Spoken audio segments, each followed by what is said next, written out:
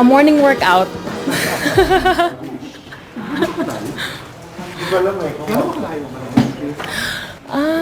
Ano, parang good for a morning jog. Okay, so you know the drill. 30 seconds you can speak Filipino or Filipino English if you want to. 30 seconds for statement or answer. First question is, or statement, tell us something about yourself in 30 seconds. Hi everyone, I'm Danica Madrid Reynes. I'm 28 years old. I'm passionate about music. I'm a singer-performer. I represented the Philippines in the World Championships of Performing Arts in Hollywood, California. And it's like Olympics for talent. And I'm also passionate about travel. I'm a former overseas Filipino worker as an international flight attendant based in the Kingdom of Saudi Arabia. And that gave me the chance to travel and to support my family financially. And I met people from different walks of life. Para naman hindi kami mag-bore buong araw na magtatanong, kanta ka naman konti. Sa sample lang sa You are the universe, and there is nothing you can do. If you conceive it, you can achieve it. That's why I believe in you. Yes, I do.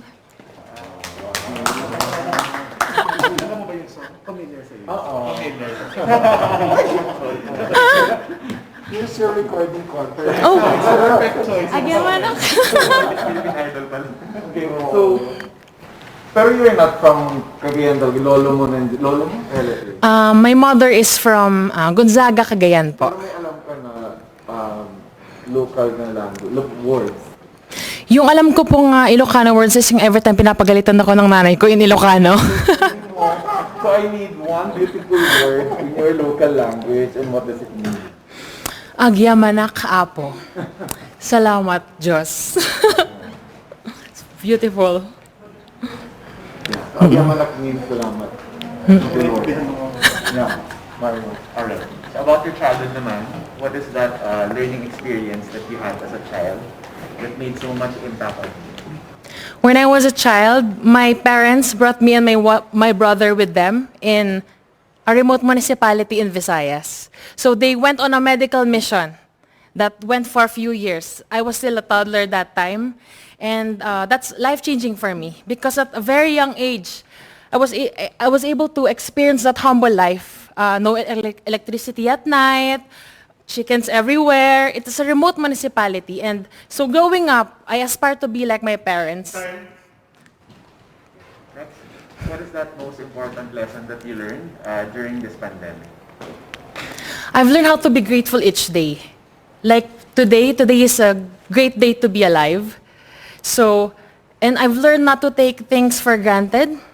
Like for example, my loved ones, I already miss them. So every kiss, every touch, every small conversations that you have with them, don't take it for granted. And also, for the society, I've learned that it doesn't discriminate. So why do that to your brothers and sisters? I've learned a lot. If you win Miss Universe Philippines, how will you help your community? I uphold music and arts therapy. I believe in the power of our skills and talents because I know that we have to give importance to our mental health because it's just as important as physical health. And so for the youth, whenever they use their talents to empower themselves, they will channel their energy into that straight path and they will be away from the bad influences of life. So I think that we must empower the youth with their talents. What do you think, what color do you think symbolizes the phenomenal woman? Color? Yeah. The color red. Because I think red is the universal color for love. And if you're a phenomenal woman, you should be filled with love. Love not just for yourself, for God, for family, for everyone. Because the universe is so vast. And I think that Miss Universe Philippines must have a spacious space of her heart to give to everyone. Okay. Speaking of space, we've been hearing the word work from home. Ito yung narinig natin recently. So what skills do you think we need for this, for the so-called work from home, which is the workplace of the future? I always see my father working from home because he's one of the vulnerable groups. So he must stay at home.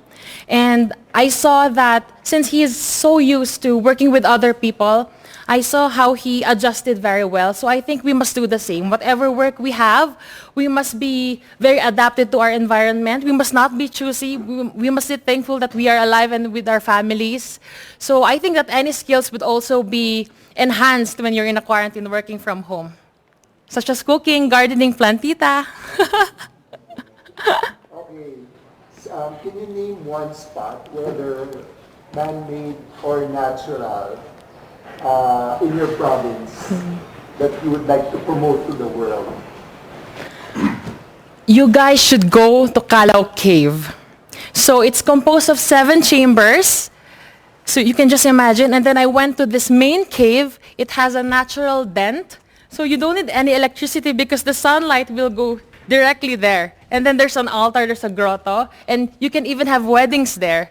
So it's very natural, energy-saving location. And I hope that it will be very famous soon all over the world. So there's a campaign called hashtag Love Local. So what local product would you want to promote and why? There's this local product from my childhood, and up to now, it's still my favorite, the Carabao sweet candy.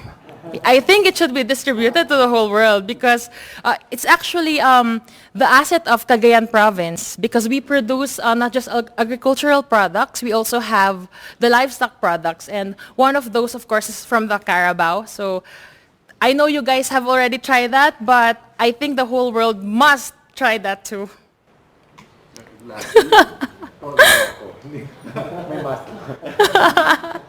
know Carabao Smoke. Last question is, what one thing do you think should young people focus on? Young people like you.